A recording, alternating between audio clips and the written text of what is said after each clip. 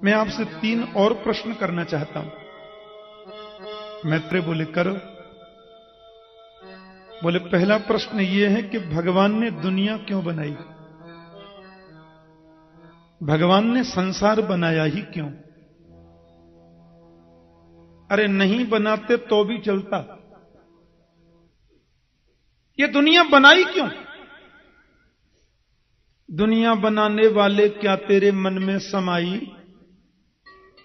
तेने काहे को दुनिया बनाई? पुराने जमाने में फिल्मों के गीतों के अर्थ भी अच्छे होते थे। अब तो ऐसे ऐसे गीत होते हैं जिसका अर्थ कुछ नहीं होता। हां, अखियों से गोली मारे, फालतू गीत। चलती का खंडाला कोई गीत है?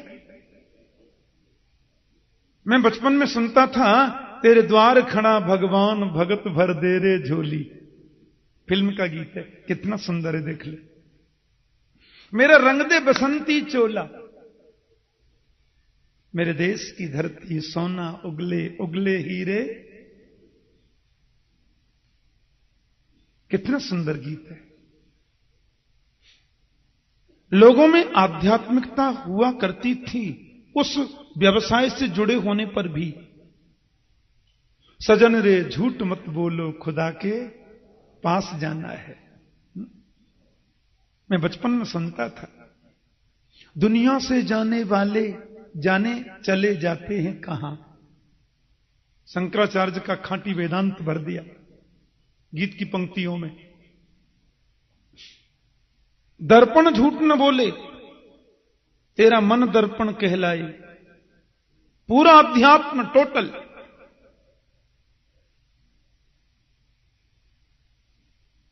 दुनिया बनाने वाले क्या तेरे मन में समाई?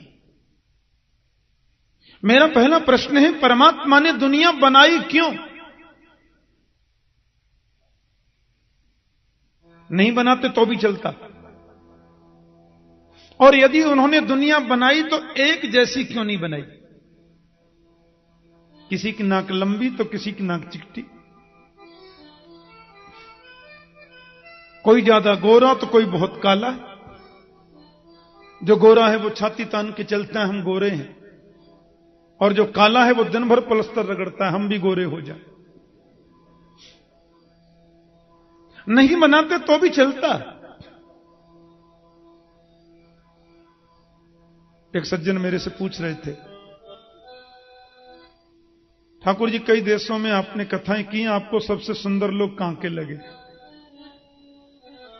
हाँ, मैंने कहा सही बताओ बताओ।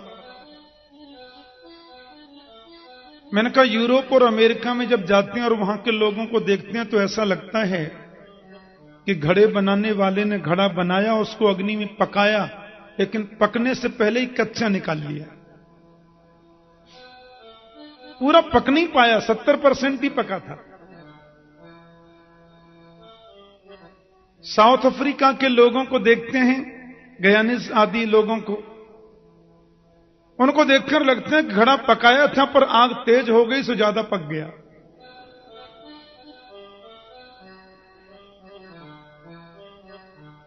लेकिन जितना पकना चाहिए 100%, उतना तो मेरे भारतीय धूप के लोग ही हैं। बोलो जय श्री कृष्ण। हाँ, जितना सेंटीग्रेड में पकना चाहिए उतने तो यही हैं। और तो फिर बहुत बातें हैं। हाँ, एक जैसी दुनिया क्यों नहीं बनाई मेरी समझ में नहीं आता। कोई दुखी है तो इतना दुखी कि सवेरे खाए तो शाम के लिए नहीं, और कोई सुखी है तो इतना सुखी कि कहां रखूं उसको यही चिंता है। एक जैसा नहीं बना सकते थे। एक घर में 4 भाई हैं, चारों के विचार 4 प्रकार के। कितनी विचित्र बात है। एक आदमी के पैर के नीचे चेंटी मर जाए तो राम राम राम राम करके कान पकड़ता है, बिहारी जी, हे राधा वल्लभ लाल, गलती हो गई, हे भगवान चेंटी मर गई, गौशाला में जाकर चारा खिला रहे हैं, क्या हुआ? बोलकर एक कीड़ी मर गई थी।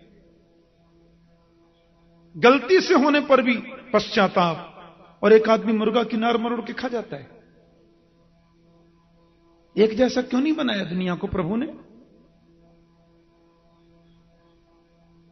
ये विषमता क्यों भगवान ने बनाई? किसी आदमी के मुंह से गाली निकल जाए तो रात को भोजन नहीं करते, मेरे मुंह से अपशब्द क्यों निकला? और कोई आदमी सवेरे की शुरुआत ही गालियों से करता है। एक जैसी दुनिया क्यों नहीं? मेरी समझ में नहीं आता, माफ करना। और तीसरा प्रश्न तो ये मेरे मन में उद्वेलित होता है कि भगवान अवतार क्यों लेते हैं? अवतार बोले, हां, क्यों लिया? कभी राम बन के, कभी श्याम बन के चले आना, प्रभु जी चले आना। हां, हमारे ब्रज में माताएं गाती थी इस गीत को, सवेरे सवेरे झाड़ू लगाती और बड़े भाव से गाती, कभी राम बन के कभी, ऐसे गाती। और आप सत्य समझना, ये गांव में जो बहनें माताएं झाड़ू लगाती हैं, उच्च कोटि की कवि होती हैं। ऐसी ऐसी कविताएं झाड़ू लगाते लगाते बनाती हैं। बढ़ाते जाओ, क्या लगता है? कभी राम रूप में आना, सीता जी को साथ में लाना, धनुष हाथ लेके, बाण साथ लेके चले आना, प्रभु जी चले आना। एक कड़ी हो गई। कभी कृष्ण रूप में आना, राधा जी को साथ में लाना, मुरली हाथ लेके, लकुट साथ लेके चले आना। दूसरी कड़ी हो गई। बढ़ाते जाओ। और ऐसी ऐसी ज्ञान की कविताएं माताएं, हां, राम नाम सुखदाई, भजन कर भाई, ये जीवन 2 दिन का। मैं सुनता था, मेरी दादी गाती थी। ये काया है कागज की पुड़िया, फूंक लगे उड़ जाई, नहीं हवा चले उड़ जाई, भजन कर भाई, ये जीवन 2 दिन का। ये काया है माटी का डेला, बूंद पड़े गल जाई, भजन कर भाई, ये जीवन 2 दिन का। कितना सार तत्व छुपा है इसमें। पूरा वेदांत भरा है। साधारण सी कविता, सरल सी भाषा। ये भगवान अवतार ले लेकर आते हैं, कभी ये बन के, कभी वो बन के, कभी ये बन के। क्यों? मेरा प्रश्न है। पहले राक्षस को जन्म देना, फिर राक्षस से पाप कराना, फिर दुनिया को तड़फाना, और लोग जब तड़फने लगे तो कहना खबरदार मैं आ रहा हूं। फिर धर्म संस्थापनार्थाय संभवामि युगे युगे। ये नाटक क्यों करते हैं? भगवान चाहे तो राक्षस को पैदा ही न होने दे। बोलो, ऐसा हो सकता है कि नहीं? भगवान चाहें तो राक्षस को पैदा ही न होने दें, और वो चाहें तो वहां बैठे बैठे उसको मार दें। पर ये तो कोई बात नहीं है महाराज। पहले राक्षस को जन्म दिया, फिर राक्षस से पाप कराया, फिर दुनिया को तड़फाया। लोग तड़प कर जब पुकारने लगे, फिर बोले डरो नहीं, मैं आ रहा हूं। जब जब हो धर्म के हानि, बाणे असुर अधम अभिमानी, तब तब धर प्रभु विविध शरीरा, हरे कृपा। क्यों ये नाटक क्यों करते हैं? मैत्री जी बहुत हंसे और बोले, महात्मा विदुर, इन प्रश्नों का जवाब आपके पास नहीं है, ऐसा मुझे नहीं लगता। आप सब जानते हो, फिर भी आपने पूछ लिया, शायद इसलिए कि आगे लोगों के मन में ऐसे प्रश्न उठें तो समाधान हो जाए। आप तो परम विवेकी हो, परम ज्ञानी हो, अनुरागी तो हो ही। पर मैं आपसे पूछ रहा हूं, ईश्वर किसको बोलते हैं? बोले, ईश्वर तो वो है जिसकी गति स्वच्छंद है, स्वच्छंद गति ईश्वर। तो मैं पूछ रहा हूं कि भगवान कुछ भी करेगा हमसे और तुमसे पूछ कर करेगा क्या? क्रीडार्थमात्मन इदम त्रिजगत कृतम ते सौम्यम तु तत्र कुधियो परईस कुर्यु। आगे वर्णन आएगा। ये पूरा विश्व प्रपंच मेरे परमात्मा की क्रीड़ा स्थली है, उसकी क्रीड़ा भूमि है राजन। हाँ, वो अनेक प्रकार के जीवों को बनाता है। तो भगवान ने दुनिया क्यों बनाई, ये ज्यादा चिंतन का विषय नहीं है। चिंतन का विषय तो यह है कि इतनी सुंदर कैसे बनाई, इतनी रंग बिरंगी कैसे बना दी। आपने मोर देखा है? हे भगवान, कमाल की सुंदरता। कैसे पंख बनाए हैं कवियों ने, तो मोर पंखों पर कितनी कविताएं लिखी हैं, आंखों जैसे, और जन क्या क्या उसकी रूपक दिए। आपने रंग बिरंगे सांप देखे? उड़ने वाले सांप, रेंगने वाले सांप, दौड़ने वाले सांप, घोड़ा पछाड़ सांप, कितने मॉडल बनाता है। रंग बिरंगे पक्षियों को देखो, कोयल को देखो, बोलती है तो लगता है मिस्री घुल गई गले में। आपने कभी देखा विदुर? सारी दुनिया मेरे परमात्मा ने बनाई, पर एक चेहरे जैसे दो आदमी तुम्हें कहीं मिलेंगे नहीं। 7 अरब लोग हैं आज की तारीख में संसार में। 7 अरब लोगों में आपको एक चेहरे के 2 आदमी दिखाई देंगे ही नहीं। सब मॉडल अलग अलग बनते। वो जब तैयार करता है नया मॉडल बनाता है। तुमने कभी सोचा 20 फीट चौड़ी 20 फीट लंबी हमने जमीन खरीदी और उस जमीन में हमने 20 पौधे लगाए। 20 पौधे भिन्न भिन्न लगा दिए और फिर गाय के गोबर का खाद डाला, हैंडपंप का मीठा पानी डाला, खाद सब में बराबर डाला, पानी भी बराबर डाला। अब वृक्ष जब बड़े हुए तो एक वृक्ष का फल तोड़ के मैंने खाया तो मुंह कड़वा हो गया, वो मिर्ची थी। उसके बगल वाले वृक्ष का फल तोड़कर मैंने खाया, मुंह मीठा हो गया, वो अंगूर था। उसके बगल वाले वृक्ष को ही तोड़ के मैंने खा लिया, वो बड़ा मीठा था, वो गन्ना था। उसके बगल वाले वृक्ष का फल तोड़ के खाया तो मुंह चिरपिरा हो गया, वो करेला था। तुमने कभी सोचा विदुर, पानी तो बराबर दिया, खाद भी बराबर दिया, जमीन भी वही है। हमने ऐसा तो किया नहीं कि एक वृक्ष में हमने शरबत डाल दिया हो और दूसरे में मिर्ची घोल के डाली हो। इस जमीन में इतने रस किसने दिए हैं? खाद ने तो नहीं दिए, पानी तो नहीं दिया। ये रस जमीन में इतने कहां से आ गए? तुमने कभी सोचा? क्या कमाल की पेंटिंग की है।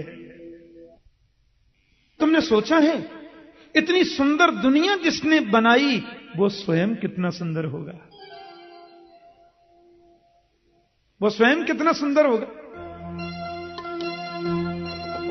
आइए 2 मिनट थोड़ा चर्चा कर लें।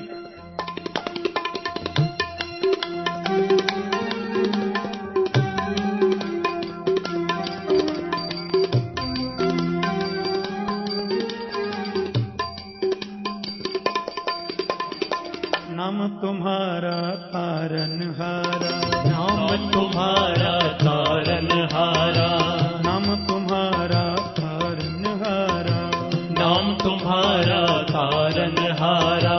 कब तेरा दर्शन होगा जिसकी रचना इतनी सुंदर, वो कितना सुंदर होगा, वो कितना सुंदर होगा। नाम तुम्हारा तारनहारा, कब तेरा दर्शन होगा जिसकी रचना इतनी सुंदर, वो कितना सुंदर होगा, वो कितना सुंदर होगा।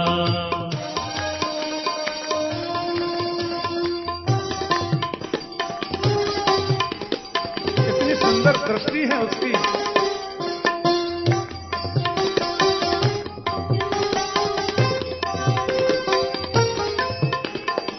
दीन दया दयाल दया के सागर जग में नाम तुम्हारा है। दीन दयाल दया के सागर जग में नाम तुम्हारा है। दीन दयाल दया के सागर जग में नाम तुम्हारा है।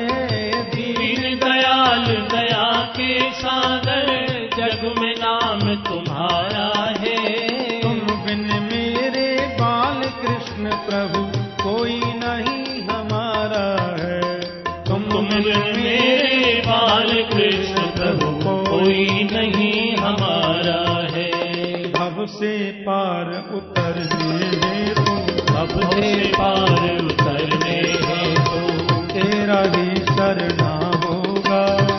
जिसकी रचना इतनी सुंदर वो कितना सुंदर होगा, वो कितना सुंदर होगा। ये नाम तुम्हारा तारनहारा कब तेरा दर्शन होगा।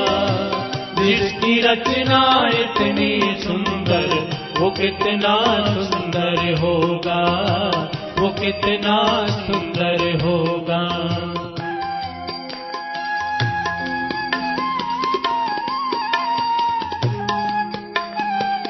इतनी सुंदर दुनिया बनाने वाला स्वयं कितना सुंदर, कभी सोचो।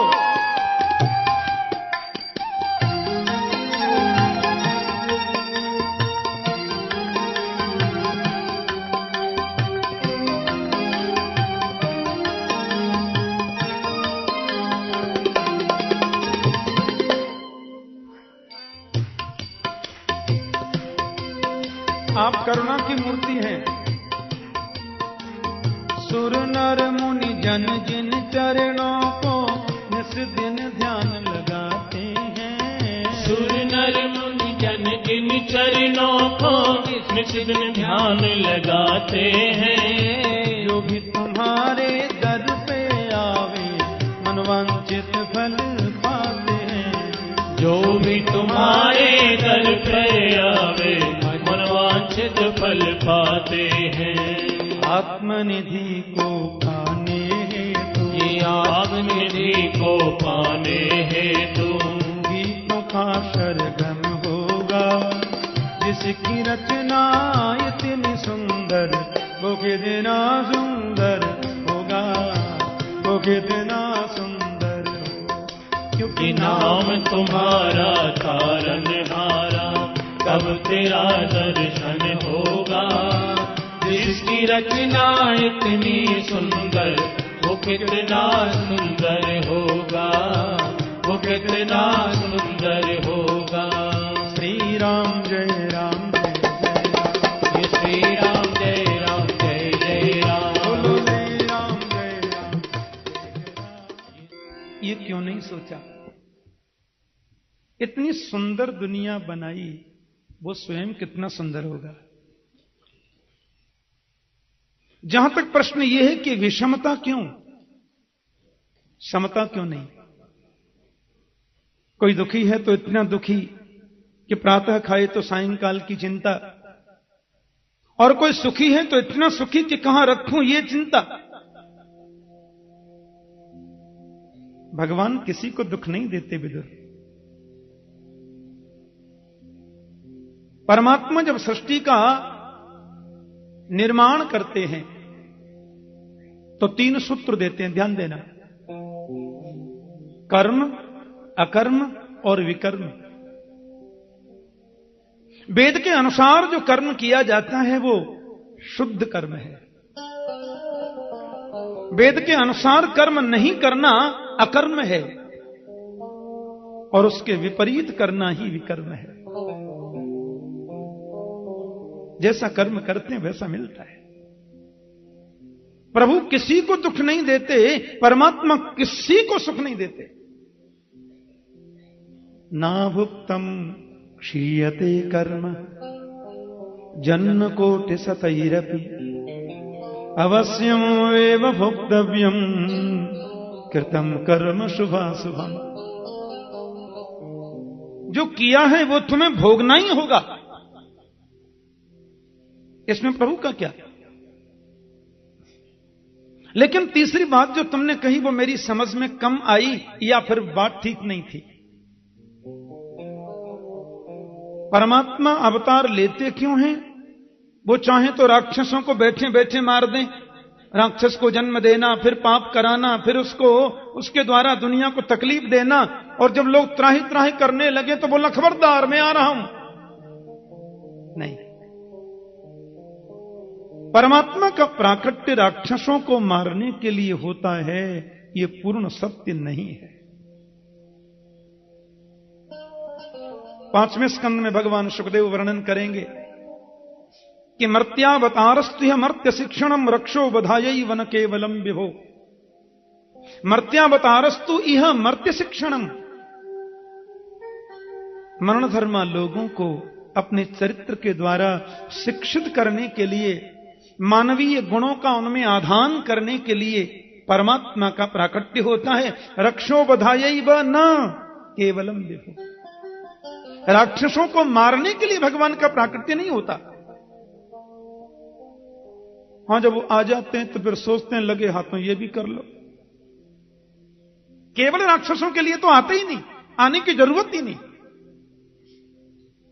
और ध्यान देना, हमारे जीवन में कष्ट आया यह हमारे कर्म का फल है। राक्षस की उत्पत्ति हुई यह हमारे कर्म का फल है। उससे हमें तकलीफ प्राप्त हुई यह हमारे कर्म का फल है। और वो मारा गया ये उसके कर्म का फल है। भगवान तो सृष्टि बना के तटस्थ रहते हैं, बिल्कुल ध्यान रखना। सृष्टि बना दी और सब दर्शन कर रहे हैं, देख रहे हैं, बस तुमने जो किया है वो तुमको भोगना है। अवश्यम एव भोक्तव्यम कृतम कर्म शुभाशुभम। लेकिन उनका आगमन जो होता है वो तो संतों के लिए, वो तो ब्राह्मण गौ के लिए। विप्रधेन सुर संत हित। लेकिन आते हैं तो सोचते हैं लगे हाथों झाड़ू लगाते चलो। आपका कोई मित्र रहता है विदेश में, आपके घर में कोई विवाह होना था, आपने चिट्ठी लिखी, भैया आ जाओ, मेरे घर बड़ा सुंदर वैवाहिक प्रसंग उपस्थित हुआ है। मित्रण का क्षमा करना, आने में असमर्थ हूं, व्यस्तताएं बहुत हैं। तेरी मर्जी भाई। 2 वर्ष बाद कोई और प्रसंग उपस्थित हुआ, आपने फिर पत्र लिखा, अरे भाई जी आना। उसने असमर्थता व्यक्त की, क्षमा करें मैं असमर्थ हूं। 3 वर्ष बाद आपके घर में फिर कोई कार्य उपस्थित हुआ, आपने सोचा अंतिम विवाह है, बचपन का मित्र है, बड़ा विचित्र आदमी है, सो आपने पत्र थोड़ा कड़े शब्दों में लिख, सुनो हमारे घर में अंतिम विवाह है, भैया सुन लो, और तुम्हें आना है तो आना, नहीं तो हमारी राम राम। उसने कहा भाई अब तो आना पड़ेगा, क्योंकि उसी गांव का था। अब आ गया, वैवाहिक प्रसंग में सम्मिलित हुआ, बड़ी खुशियां बांटी। अब उसने सोचा महाराज जब मैं आ ही गया हूं, हमारे पूर्वजों की हवेली गांव में बनी है, थोड़ा उसका डिस्टेंबर भी चेंज कराता जाऊं, कब कब आना होता है। हवेली खोल करके देखा तो एक कोने में मकड़ी के जाल लगे, एक कोने में चूहे के 50 बिल बने, जगह जगह सीमेंट उतर रहा है, गिर रहा है। अब आया ही हूं तो लगे हाथों ये भी करता चलूं। वो लाखों रुपए खर्च करके परिवार के सहित यहां हवेली पर डिस्टेंबर करने नहीं आया था, आया था मेरे आग्रह पर, मेरे निमंत्रण पर आया तो लगे हाथों वो काम भी करता गया। तो राक्षसों का जो वध है वो तो लगे हाथों है, उनके लिए प्रभु को आना नहीं होता, आते तो संतों के लिए है। मेरे गोविंद पधारते हैं भक्तों के लिए, और जब आ जाते हैं तो देखते हैं किसी कोने में रावण कुंभकर्ण जैसे मकड़ी के जाल लगे हैं, किसी कोने में बड़े बड़े अज्ञान अंधकार के गड्ढे बने हुए हैं, किसी कोने में शिशुपाल दंतभुक्त जैसे चूहे के बिल बने हुए हैं। अब आया ही हूं तो लगे हाथों ये भी साफ करता चलो। रक्षो बधाई वन केवलम विभो।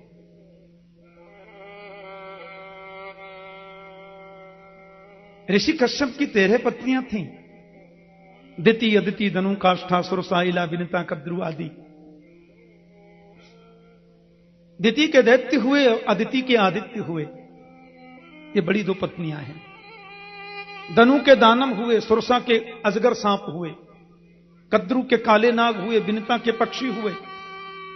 सृष्टि में बहुत बड़ी सहयोगिनी है कश्यप की पत्नियां। लेकिन महारानी दिति एक दिन कश्यप का चरण बंदन करते हुए बोली, सभी पुत्रवती हैं, मुझे पुत्र नहीं। कश्यप ने कहा, ये जो अवसर है ना, अच्छा नहीं है, ये बेला अच्छी नहीं है। देवस्त्र भी पश्यति देवरस्ते। गर्भाधान संस्कार भी एक वैदिक प्रक्रिया है और वो समयानुकूल होनी चाहिए। लेकिन मां ने उनकी शास्त्रीय बात का आदर नहीं किया। गर्भाधानोपरांत महात्मा कश्यप ने कहा, तुम्हें 2 पुत्र होंगे, दोनों ही दुष्ट होंगे। ऋषि पत्नी है, बहुत समय तक उन्होंने गर्भ का धारण करके रखा। दुष्ट होंगे तो जन्म लेंगे दुष्टता बढ़ेगी, तो फिर दुष्ट मरते भी जल्दी हैं। ममता बस माता ने जन्म ही न दिया बच्चों को। ऋषि पत्नी है, सामर्थ्य उनमें। देवताओं ने ब्रह्मा जी से प्रार्थना की, बोले महाराज वो गर्भस्थ शिशु का प्रकाश और विकास कौन है ये? ब्रह्मा बोले, मेरे मानस पुत्र गए थे। मानसा में सुता युष्मत पूर्वजा सनकादय चेरूर विहायसा लोकान लोकेशु विगत स्प्रिया। और वैकुंठ में दर्शनार्थ जब वो गए तो जय विजय ने उनको रोक दिया, क्योंकि छोटे बालक दिखते थे। पूर्वे शाम अपी पूर्वजा, देखने में 5 वर्ष के दिखते, उम्र 50,000 वर्ष से भी बड़ी। हाँ, जय विजय ने रोका होगा। उन्होंने कहा, नहीं हम तो जाएंगे, भगवान के पुत्र हैं हम। उन्होंने कहा, तुम जाओगे तो हम काय को खड़े हैं? थोड़ा ईगो प्रॉब्लम आ गया, धक्का मुक्की हो गई होगी। उन्होंने कह दिया, तुम समझते हो कि हम इतने ऊंचे आ गए तो हमारा पतन नहीं हो सकता, तुम दैत्य हो जाओ। गड़बड़ हो गया, चरणों में गिर पड़े। नहीं महाराज ये क्या? बोले भाई अब तुमको दैत्य तो बनना पड़ेगा, लेकिन तुम कहते हो तो इतना हो सकता है। तुम भक्त बनकर के चाहो तो 7 जन्मों तक भगवान से दूर रह करके भक्ति करो और 7 जन्म बाद आना। और दैत्य बनकर जाना चाहो तो 3 जन्मों तक प्रभु से दूर रहो और 3 जन्मों के बाद यहां पुनः आ जाना। क्या चाहते हो? बोले हम तो दैत्य बन के जाना चाहते हैं, कम से कम 3 जन्मों में तो आ जाएंगे। और दुष्टता बढ़ेगी, दैत्य हम बनेंगे तो हो सकता है मृत्यु भी जल्दी हो जाए। हाँ, भगवान ने भी कहा, मेरे पार्षद हैं, गलती हो गई। प्रभु वहीं आ गए, गेट पर ही आ गए, मेन द्वार पर। हाँ, इसका मतलब यह हुआ कि क्रोध जो है वो दर्शन में बाधक है। कितना ही ऊंचे पद पर सही, क्रोध तो अच्छी चीज नहीं है। गीता में गोविंद कहते हैं, क्रोध जैसी रद्दी चीज संसार में दूसरी बनी नहीं। क्रोधात भवति सम्मोह, सम्मोहात स्मृति विभ्रम, स्मृति भ्रंशात बुद्धिनाश, बुद्धिनाशात प्रणश्यति। सनत कुमारों ने क्रोध किया, परिणाम यह हुआ कि वैकुंठ में प्रवेश तो नहीं मिला। भले ही भगवान उनको दर्शन देने द्वार पर ही आ गए, लेकिन अंदर तो प्रवेश मिला ही नहीं। और सनत कुमारों को भी लगा कि हमने ठीक नहीं किया, इतनी सी बात पर क्रोध कर लिया। वे तो अपने कर्तव्य का निर्वहन कर रहे थे और क्रोध से जो उनका तप नष्ट हुआ है उसका पुनः संचय करने के लिए बद्रिकाश्रम चले गए। वही दोनों आए हैं दिति के गर्भ में पुत्र बनकर देवताओं। हिरण्यकश्यप हिरण्याक्ष जन्म ले चुके।